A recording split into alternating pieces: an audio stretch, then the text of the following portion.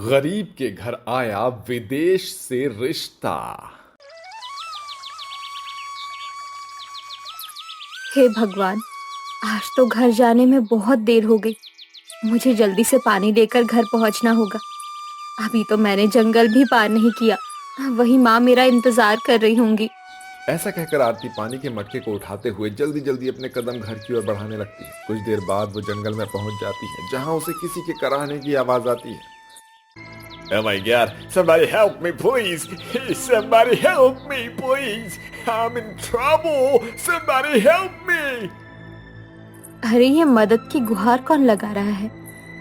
इस जंगल में मेरे अलावा और कोई भी है? और वो तकलीफ में भी है। ये आवाज उस तरफ से आ रही है। आरती आवाज का पीछा करते हुए जैक के पास पहुंच जाती है। Hey, beautiful lady, please help me! Please! देखिए, आप कौन हैं? और यहाँ इस जंगल में कैसे पहुंचे? My name is Jack, and I came to India to visit this country, and my parachute fell in this forest, and I lost here, and it happened me a lot, due to which I got stuck in this forest. Please help me, please, beautiful lady. अच्छा, आपके parachute यहाँ गिरने की वजह से आपको चोट आ गई। ठीक है, मैं आपकी मदद करती हूँ। वैसे भी मैं आपको इस जंगल में छोड़कर ऐसे नहीं जा सकती। बेशक आप हिंदुस्तानी ना हुए तो क्या हुआ। Thank you so much, you helped me. दरअसल जैक ना आरती की बातें ठीक प्रकार से समझ पा रहा था और ना ही आरती जैक की बातों को। पर आरती को इतना जरूर पता था कि जैक मुसीबत में है और वो घायल है। इस वजह से वो जैसे तैसे करके जैक को अपने कंधे का सहारा देती है और किसी तरह से वो उसे अपने घर ले आती है, जहां उसकी माँ उससे कहती है, आरती, ये कौन है? देखने में तो ये कोई विदेशी लगता है। माँ, पिताजी, ये मुझे जंगल में मिले। दरअसल बात कुछ ऐसी है। इसके बाद आरती अपनी माँ और बापू को सारी बातें बताती है। दरअसल आरती की माँ और पिताजी विदेशी लोगों पर बिल्कुल भी भरोसा नहीं करते थे, लेकिन फिर भी इंसानियत के नाते वो जैक को अपने घर में पनाह देते हैं। Thank you so much, Uncle Auntie. It was really very helpful. इसके बाद जैक उन्हें धन्यवाद कहता है और अब इस तरह से आरती जैक का अच्छे से ध्यान रखती है और जैक को जहां जहां चोट लगी होती है वो वहां पर पट्टी कर देती है। इस तरह समय बीतता है और अब आरती भी जैक की बातों को समझने लगती है। वहीं जैक भी आरती से थोड़ा थोड़ा हिंदी जानने लगा था। Auntie, you're so gorgeous. आप बहुत खूबसूरत होने के साथ साथ एक अच्छा इंसान भी हो। Thank you so much Jack ji. Aarti के इस तरह कहने पर जैक मुस्कुरा देता है और इस तरह जैक और आरती अब दोनों अच्छे दोस्त बन जाते हैं। वहीं कुछ दिनों बाद जैक पूरी तरह से ठीक हो जाता है और वो वहां से जाने की बात करता है। आप सभी का बहुत बहुत धन्यवाद। आप लोगों ने मेरी सच में बहुत मदद कर दी है। मैंने तो ये सुना था कि इंडिया के लोग बहुत अच्छे होते हैं और आज मैंने ये सब कुछ देख लिया है। यहाँ आपने मुझे बहुत मदद करी है। आपसे मैं कुछ कहना चाहता हूँ। क्या आप अपनी बेटी के हाथ मुझे दे सकते हैं? मैं आरती से शादी करना चाहता हूँ। ये बात सुनकर आरती के परिवार वाले आश्चर्य में पड़ जाते हैं, क्योंकि उन्हें विदेशी लोगों पर भरोसा नहीं था। लेकिन फिर भी वो इस बारे में आरती से पूछते हैं, जहां आरती उनसे कहती है, माँ, पिताजी, वैसे तो जैक को मैं भी पसंद करती हूँ, लेकिन आप क्या चाहते हैं ये मेरे लिए ज्यादा जरूरी है। बेटी, विदेश में कैसे रहेगी तू? मुझे तो कुछ भी समझ में नहीं आ रहा। हाँ, हम तो ठीक से जानते भी नहीं हैं जैक को। आप लोगों को टेंशन की कोई जरूरत नहीं है। दरअसल मेरे पिताजी एक इंडियन ही है और उन्होंने लंदन जाकर मेरी मॉम से शादी की। And I promise you, मैं आरती को हमेशा खुश रखूंगा। और रही बात मेरे दूर जाने की, तो मैं हमेशा आप लोगों को वीडियो कॉल करके बताता रहूंगा और साथ ही उससे बात कराऊंगा।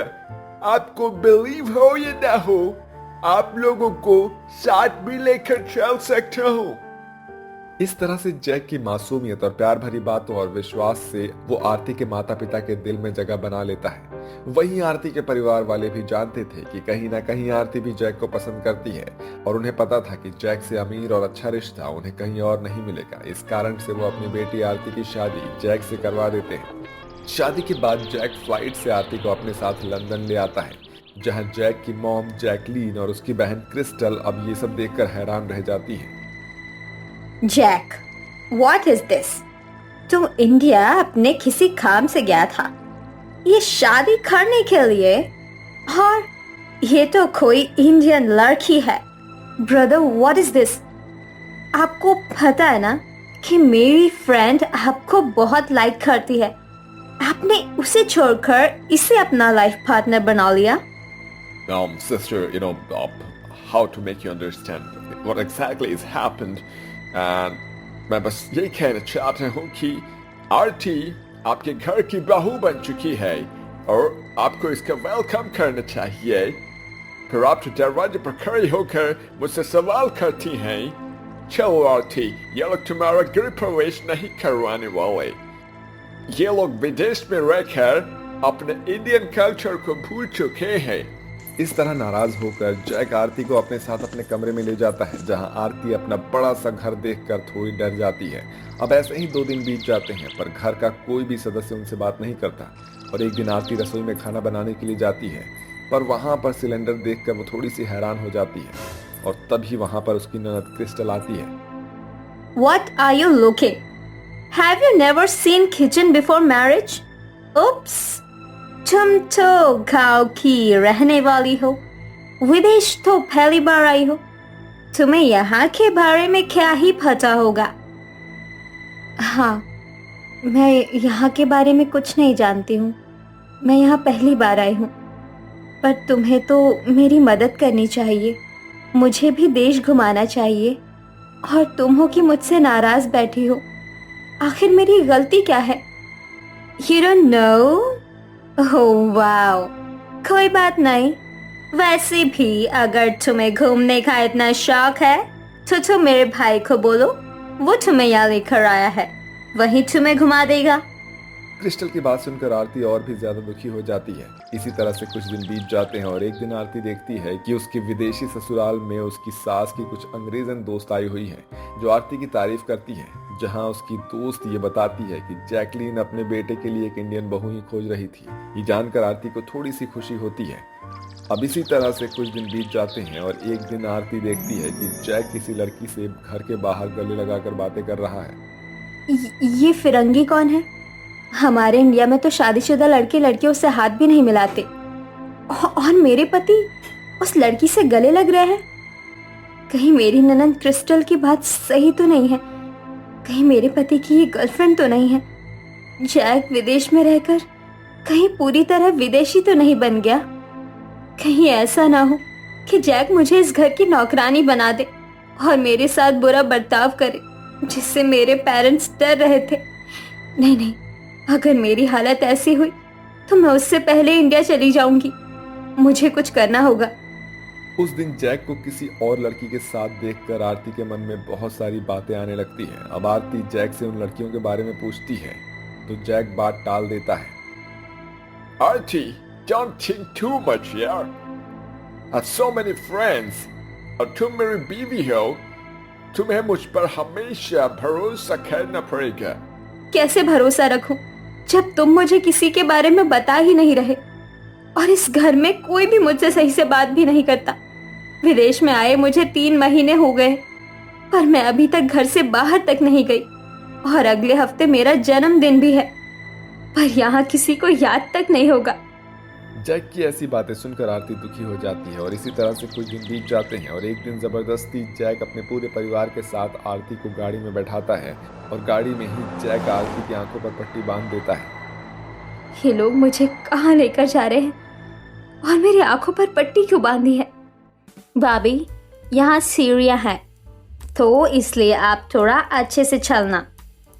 क्रिस्टल तो मुझे बिल्कुल भी पसंद नहीं करती, फिर ये आज मुझे भाभी कैसे बोल रही है? कुछ देर बाद सभी एक बड़े से होटल में जाते हैं और जब आरती की आंखों से पट्टी उतरती है तो वो देखती है कि उसके सामने कुछ विदेशी दोस्त केक लेकर खड़े हैं और कुछ वेटर मेहमानों को खाना और ड्रिंक सर्व कर रहे हैं। और उसके केक के पास वही लड़की खड़ी है जो उस दिन जैक से गले मिल रही थी। डॉक्टर इन लॉ, तुम्हें क्या लगता है हम बुरे हैं? हम बुरे नहीं हैं, बस जैक से थोड़ा नाराज थे because he married you without letting us, जबकि मैं खुद चाहती थी कि तुम मेरी बहू बनो और क्रिस्टल और मैं बस इसीलिए नाराज थे कि हमें शादी के बारे में जैक ने बताया नहीं। ओह हेलो आरती, जैक मेरा पास था बट वो अब तुम्हारा हस्बैंड है। उसी ने मुझे तुम्हारे जन्मदिन के बारे में बताया, जिसके बाद हम सभी ने मिलकर तुम्हारे बर्थडे का सरप्राइज प्लान किया। सच में आप सभी बहुत बहुत बहुत ही अच्छे हो। मैं तो एक पल के लिए घबरा ही गई थी कि मैं कहाँ आ गई, लेकिन जब आप लोगों के प्यार को मैंने देखा तो मेरे सारे भ्रम दूर हो गए। Oh really? Alti, just forget it. Cut this cake right now. Why not my husband जी? इसके बाद आरती केक को कट करती है और सभी मिलजुल कर आरती के बर्थडे को सेलिब्रेट करते हैं। आरती के दिलो दिमाग से अब सारे भ्रम दूर हो चुके थे और वो अपने विदेशी परिवार के साथ मिलजुल कर एक साथ रहने लगती है। वहीं जैक भी अपने सास ससुर के लिए हर महीने पैसे भिजवाता रहता है।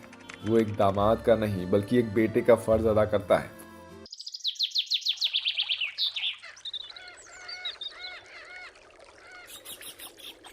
अरे योगिता, कितना शर्माओगी यार, तुम्हारा हाथ ही तो पकड़ा है मैंने सिर्फ। तुम्हें तो पता है कि मुझे ये सब शादी से पहले बिल्कुल भी ठीक नहीं लगता, और वैसे भी हम पब्लिक प्लेस में हैं। तुमसे कब से कह रही हूँ कि हमें अपनी फैमिली में एक दूसरे के बारे में बता देना चाहिए। अरे बाबा, मैंने ऑलरेडी तुम्हारे बारे में अपने घर वालों को बता दिया है यार, अब तो बस तुम्हारी बारी है। तुम सच कह रहे हो? I love you Aarav. मैं आज ही अपने मम्मी पापा से बात करती हूँ। योगिता आरव एक दूसरे के साथ पिछले 2 सालों से रिलेशनशिप में थे। योगिता थोड़ी शर्मीली किस्म की लड़की थी, इसलिए आज तक उसने कभी भी आरव को ठीक से गले तक नहीं लगाया। दोनों ही एक दूसरे के बारे में अपने माता पिता से बात करते हैं और कुछ ही समय में उनकी शादी हो जाती है। आरव, तेरी चॉइस तो बढ़िया है यार। अगर मैं भी तेरी जगह होता ना, तेरी जैसे जवान होता, तो बिल्कुल योगिता बहू जैसी लड़की से ही शादी करता। अरे जैसे ही क्यों, मैं तो योगिता से ही शादी कर लेता। अपने गृह प्रवेश पर अपने ससुर के मुंह से ऐसी बात सुनकर योगिता को काफी अजीब महसूस होने लगता है, लेकिन वो इस बात पर ज्यादा ध्यान नहीं देती। अब आरव और योगिता अपने कमरे में चले जाते हैं और एक दूसरे के साथ काफी अच्छा वक्त बिताते हैं। और आज योगिता का उसके ससुराल में पहला दिन होता है। योगिता अपने कमरे में तैयार हो रही होती है कि तभी योगिता की नंद प्रिया उसके कमरे में आती है। ओ भाभी, इस रेड साड़ी में तो काफी सुंदर लग रही हो। आपको पता है ना कि भैया का फेवरेट कलर रेड है। कहीं वो आपको इस साड़ी में देखकर दोबारा से सुहागरात मनाने के मूड में ना आ जाए। वैसे कैसी रही आपकी फर्स्ट नाइट? प्रिया, ये सब तुम कैसी बातें कर रही हो? मैं तुम्हारी भाभी हूँ, कोई सहेली तो नहीं। भाभी, ये तो बस नॉर्मल है। बताइए ना, क्या क्या किया आपने रात में? आने वाले कुछ समय में मेरी भी शादी हो जाएगी। आप क्या अपनी नंद को टिप्स नहीं देंगी? भगवान, ये कैसी ठरकी नंद मिली है मुझे। भला अपनी भाभी से कोई इस तरह बेशर्मी से बात करता है क्या? दरअसल योगिता के ससुराल वाले थोड़े आजाद ख्याल वाले होते हैं, या यूं कहें कि थोड़े ठरकी किस्म के लोग होते हैं। घर में बहू आ जाने के बावजूद भी उन लोगों में जरा भी समझ नहीं थी। बच्चे तो बच्चे, घर के बड़े भी कुछ इसी किस्म के थे। आज तो कुछ ज्यादा ही काम था घर में। एक काम करती हूँ, थोड़ी देर आराम कर लेती हूँ। घर का सारा काम खत्म करके योगिता अपने कमरे में आराम कर रही होती है कि तभी योगिता का देवर दिनेश बिना अपनी भाभी के कमरे का दरवाजा खटखटाए उसके कमरे में आ जाता है, जिसे देखकर योगिता अचानक से हिचकिचाते हुए घबरा कर उठती है। अरे दिनेश, तुम ऐसे अचानक कमरे में कैसे चले आए? तुम्हें दरवाजा खटखटा कर आना चाहिए था ना। भाभी, मैं कोई पराया मर्द थोड़ी ना हूँ, आपका देवर हूँ भाई है? और देवर तो भाई के समान होता है ना। वो तो मैं आपसे कहने आया था कि शाम को मेरे कुछ दोस्त आ रहे हैं, तो आप ना उनके लिए कुछ स्नैक्स वगैरह तैयार कर दीजिएगा। अपने ससुराल वालों की ऐसी हरकत योगिता को बिल्कुल भी पसंद नहीं आ रही होती है। ऐसे ही एक दिन, योगिता बहू, अब तो तुम्हारी शादी को काफी समय हो गया है, तो कब दादा दादी बना रही हो हमें? माँ जी, सामने ससुर जी बैठे हैं, और आप उनके सामने ऐसी बातें कर रही हैं। तो क्या हुआ बहू, वैसे भी अमरावती बहू की माँ बनने की उम्र थोड़ी ना है, अभी तो उन्हें एंजॉय करना है। वैसे तुम एक दूसरे के साथ अच्छा वक्त बिता पाते हो ना। मेरा मतलब तुम्हारे बगल वाला कमरा ही हमारा है। वैसे कल रात तो तुम्हारे कमरे से बहुत आवाजें आ रही थी, हैं? लगता है बहू बेटे में कुछ ज्यादा ही प्यार हो रहा है। अपने ससुर की ऐसी बातें सुनकर योगिता शर्म के मारे पानी पानी हो जाती है और भागती हुई अपने कमरे में चली जाती है। भगवान, ये कैसा ठरकी ससुराल मिला है मुझे। एक से एक ठरकी लोग हैं यहाँ पर। भला बहू से कोई ऐसी बात करता है? कहाँ फंस गई मैं इन लोगों के बीच में। आरव बिजनेस के सिलसिले में घर के बाहर ही रहता था, जिसके चलते योगिता आरव को इन चीजों के बारे में बता नहीं पाती थी। अरे योगिता बहू, कितनी बार कहा है तुझे कि ये सर पर घूंघट लेकर मत घुमा कर। हम मॉडर्न लोग हैं और हमारे यहाँ घूंघट वाली प्रथा नहीं है। हाँ हाँ, होगी भी क्यों। मॉडर्न के साथ साथ ये लोग ठरकी भी जो हैं। माँ जी, वो मुझे घूंघट में ही सही लगता है। बिना घूंघट के मुझे काफी अजीब लगेगा। एक बार तू ये घूंघट हटा कर तो देख, बहुत सुंदर लगेगा। अमरावती अपनी बेटी प्रिया के साथ योगिता को जबरदस्ती कमरे में ले जाती है और उसे साड़ी के बजाय एक वन पीस पहना देती है। वाओ भाभी, आप कितनी हॉट लग रही हो। माँ जी, प्रिया, मुझे इस ड्रेस में बहुत अजीब लग रहा है। मैं वापस अपनी साड़ी पहन लेती हूँ। अरे भाभी, बहुत सुंदर लग रही हो। अभी तो दिनेश और पापा को भी दिखाना है, चलो। दोनों माँ बेटी मिलकर योगिता को इस वन पीस में बाहर ससुर और देवर के सामने ले जाते हैं, जिसके चलते योगिता काफी ज्यादा घबराने लगती है। अरे अमरावती, तुमने तो बहू को सरस्वती से सीधा शीला बना दिया। भाभी, क्या कमाल की लग रही हो यार आप। हा? क्या आप मेरे साथ थोड़ा डांस करना चाहोगी? अपने ससुराल वालों का ऐसा ठरकीपन देखकर बेचारी योगिता रोते हुए अपने कमरे में चली जाती है। आरव जी, आरव जी, आप कहाँ हैं? कब आएंगे? मुझे यहाँ से ले जाइए यार। ऐसे लोगों के बीच में नहीं रह सकती। प्लीज मुझे यहाँ से ले जाइए। ऐसे ही समय गुजरता रहता है, लेकिन योगिता के ससुराल वालों का ठरकीपन बिल्कुल भी खत्म नहीं होता। योगिता हर रोज की तरह घर का सारा काम कर रही होती है कि तभी अचानक से सीढ़ियों से उतरते हुए योगिता का पैर मुड़ता है और वो दर्द से चिल्लाने लगती है।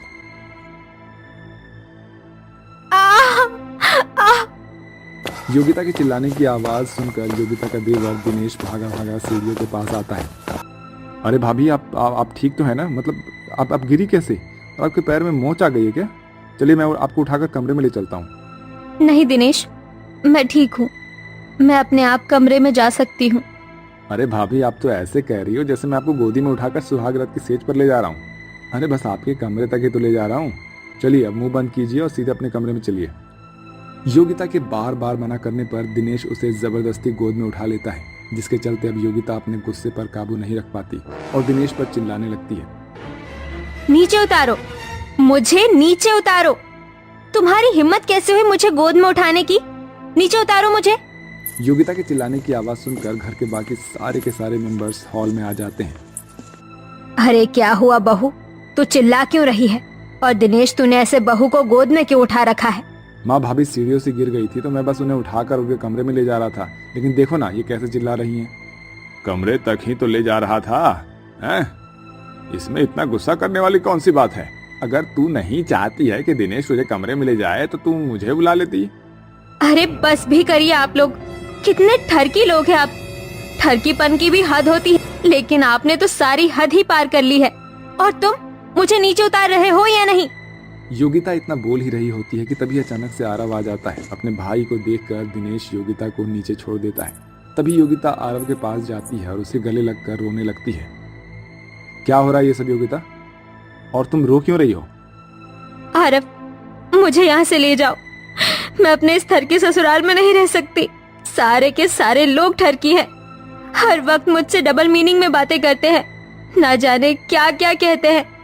और आज तो तुम्हारे भाई ने मुझे अपने गोद में उठा लिया। प्लीज आरव, मुझे यहाँ से ले जाओ, वरना मैं मर जाऊंगी।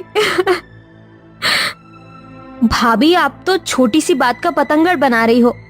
बस कीजिए आप लोग। आपकी आदत से तो मैं बहुत अच्छे से वाकिफ हूँ। ये मेरी गलती थी। कि मैं योगिता को आप सबके भरोसे छोड़कर गया था, ये जानते हुए कि आप लोगों के अंदर कितना ठरक है। अरे शर्म आती है मुझे आप लोगों को अपना परिवार कहते हुए। योगिता, अब हम लोग यहाँ नहीं रहेंगे। योगिता जल्दी से अपना सामान पैक करती है और आरव के साथ अपने एक नए घर में रहने के लिए चली जाती है। ये सब देखकर योगिता के ससुराल वालों को अपनी गलती का एहसास होता है, लेकिन ये एहसास उन्हें काफी देर से हुआ था, जिसके चलते वो लोग अब कुछ भी नहीं कर पाते। वहीं दूसरी तरफ योगिता अपने पति के साथ अब खुशी खुशी रहने लगती है।